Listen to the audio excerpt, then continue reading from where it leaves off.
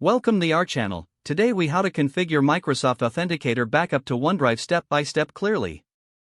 Open your Microsoft Authenticator app on your mobile device. Navigate to the settings menu by tapping on the three-dot icon in the upper right corner. Select the backup option from the settings menu. Make sure that you are signed into your Microsoft account. If you are not signed in, follow the on-screen prompts to link your Microsoft account.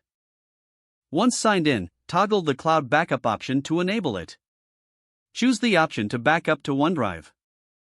Confirm your choice when prompted. Wait for the backup process to complete. You will receive a notification once your backup is successful. To verify your backup, navigate back to the settings menu. Tap on Backup again to check the date and time of your last backup. Ensure that your OneDrive account is accessible. You can check your OneDrive account by logging in through a web browser or the OneDrive app. This will confirm that your Microsoft Authenticator data is safely stored in the cloud. Remember to regularly update your backup to ensure your data remains secure. You have now successfully configured Microsoft Authenticator backup to OneDrive. If the page does not load, refresh the browser or try again in a private or incognito window. Make sure you are using the correct email address, then retype it carefully to avoid small typos.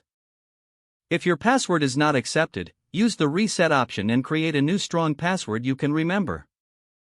Check your spam folder for verification or security emails, then complete any requested confirmation steps.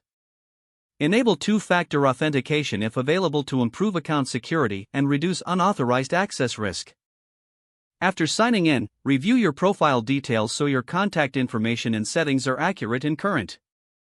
If you see an error message, note it down and try again after restarting your device and internet connection.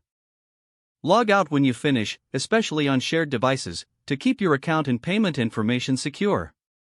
If the page does not load, refresh the browser or try again in a private or incognito window.